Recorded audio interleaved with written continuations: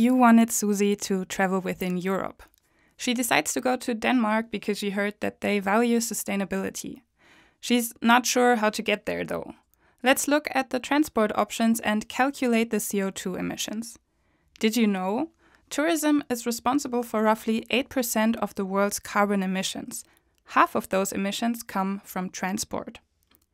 If Susie goes by car from Stuttgart, she has to take the ferry. The two modes of transport combined would produce 235 kilograms of CO2. If she took a flight instead, that would produce 207 kilograms of CO2, including transfer.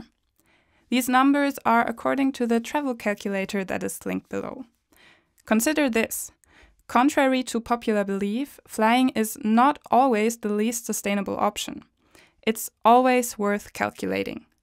The best way to calculate the carbon impact is to look at the emissions per person per kilometer rather than the absolute numbers.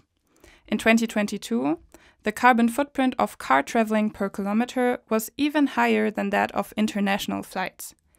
There was a difference of 42 grams per kilometer of travel. But means of transport is not the only thing that impacts how sustainable your travel is. It's important to choose the destination wisely. Picking a place that's already overcrowded will do more harm than good. The risk is over-tourism. Over-tourism occurs when a destination receives more visitors than it can sustainably manage. This leads to negative impacts such as overcrowding, strained infrastructure, and environment. It worsens the quality of life for locals as well as the tourist experience. Barcelona is one destination that struggles with that. 12.4 million people visited the city in 2023. Around half of them are day trippers or visitors who only spend a few nights. The problem with spending a short time in the city is that visitors have a limited radius. That means that these people will only visit the most famous places. The tourism is fast-paced and hard to manage. The place Susie chose has an innovative strategy on how to work against that.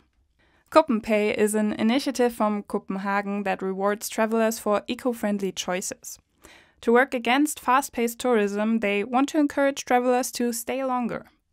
If they book 4 days or more, they can get a free bike rental, a vegetarian lunch, and guided tours or free drinks. Participating in that is worth it not only for the discounts, but also to engage more with the destination. You can also get rewarded for using public transport, traveling there by train, or helping out in the area. Now that Susie has her destination, let's see what comes next.